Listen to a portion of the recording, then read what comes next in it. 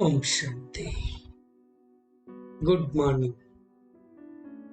साकार मुरली 7 अप्रैल 2022। बाबा का मीठा मीठा लेटर, मीठे मीठे बच्चों के मीठे मंथन। मंथन शुरू करने से पहले सतगुरु बाप दादा की शांति भरी किरणों के नीचे बैठ जाते हैं और अनुभव करते हैं कि मैं शांत स्वरूप आत्मा हूं, शांति के सागर की संतान हूं।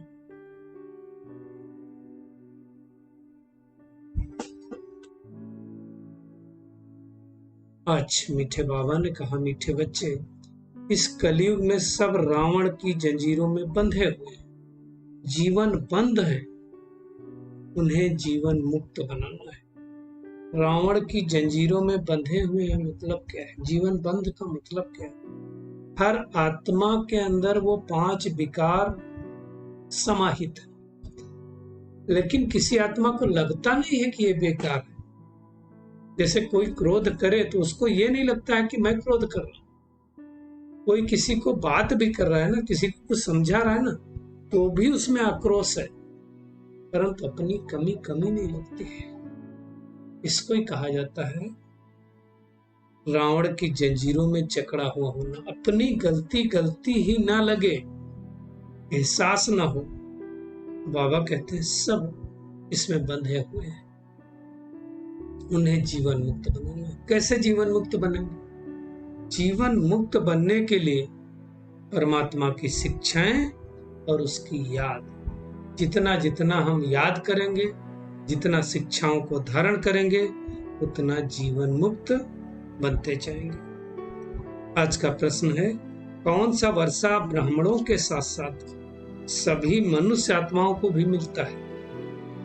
बाबा कहते, जीवन मुक्त बनने का वर्षा सभी को मिलता है। अब देखिए, बाबा हमेशा कहता है जीवन मुक्ति तुमको मिलती है, तो सबको कैसे मिलती है? इसको बाबा समझा रहा है, समझने का जरूरत है। तुम ब्रह्मा की औलाद ब्राह्मण बनते हो, है ना? हम ब्रह्मा की मुख द्वारा ब्राह्मण बनते हैं, तो पहले 21 जन्मों के लिए हमें जीवन मुक्ति का वर्षा मिल जाता है, अर्थात हम सत्युग त्रेता में जाके राज्य करते हैं। अब दूसरों को कैसे मिलता है उसको समझना। बाकी सबको क्या होता है? अपने अपने धर्म में पहले जीवन मुक्ति अर्थात सुख, फिर दुख मिलता है। मतलब वो आत्मा जब इस सृष्टि पर आएगी अपने ड्रामानुसार, तो उसको आधा समय सुख मिलेगा। मान लो कोई द्वापर युग की शुरुआत में आत्मा है, तो द्वापर युग से कलयुग तक जो 2500 वर्ष हैं, उसमें से आधा समय सुख का करेंगे। ये समझने की बात है।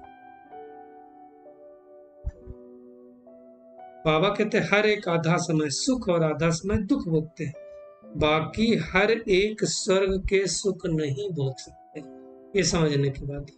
हर आत्मा को स्वर्ग का सुख नहीं मिलेगा। तो 2500 वर्ष का सुख अनेक आत्माओं को वंचित कर देता है। तो हम कितने भाग्यशाली हैं कि हमें बाबा ने अपना बनाया ब्रह्मा के द्वारा, हमें वो 2500 एडिशनल सुख मिलता है। बाबा कहते हैं स्वर्ग के सुख के लिए तो ब्राह्मण बनना पड़े, पाठशाला में शिक्षा लेनी पड़े और माया पर विजयी बनना पड़ेगा। 3 कर्म करने पड़ेंगे। एक तो ब्रह्मामुख वंशावली ब्राह्मण, दूसरा इस पाठशाला में जाकर के पढ़ाई पढ़ना पड़ेगा, और तीसरा जो विकार है उन पर मुक्त होना, ये मेहनत करनी होगी। आज का गीत है मुखड़ा देख ले प्राणी। कौन सा मुखड़ा? अंदर वाला, कि कितना पाप है कितना पुण्य है तेरे अंदर में। बाबा कहते हैं अपने दिल रूपी दर्पण में देखो कितने पाप है, कितने पुण्य है। 5 विकारों पर हमने कितनी जीत पाई है, वो चेकिंग करना। काम, क्रोध, लोभ, मोह, अहंकार 5 मुख्य, ईर्ष्या, द्वेष, नफरत, आलस, अलबेलापन 5 छोटे वाले, इन पर कितनी प्रवृत्ति की है। हम लायक बने हैं उस दुनिया के, तब तो जाएंगे, ऐसे तो नहीं जाएंगे ना। नारायण को बनने के लायक बने हैं, लक्ष्मी को बनने के लायक बने हैं। बाबा ने और सूक्ष्म बात बताई कि देखिए, जीवन मुक्ति में वह स्वर्ग के मालिक सब राजा रानी तो नहीं बनेंगे ना, स्वर्ग में तो सब जाएंगे, प्रजा भी स्वर्ग की मालिक ही कहलाती है। तो अपने आप को देखना है, अगर महाराजा महारानी बनना है तो मम्मा बाबा को फॉलो करना है। देखिए, अभी कलयुग है तो अभी सब जीवन बंद में है, हमें जीवन मुक्त बनना है और जीवन मुक्त बनने के लिए ही परमात्मा इस सृष्टि पर आया हुआ है, हमें जीवन मुक्ति प्रदान करने के लिए। और उसके लिए हमें पुरुषार्थ कर रहे हैं। पुरुषार्थ का मतलब आत्मा के अर्थ कार्य कर रहे हैं। सोचो, इस एक जन्म में थोड़ा समय हमें विकार मुक्त बनने का फल कितना बड़ा मिलता है। 2500 साल स्वर्ग की बात सही। अगर इस अंतिम जन्म नहीं बने तो 2500 साल का घाटा। तो सोचें, विचार करें हमें क्या करना चाहिए।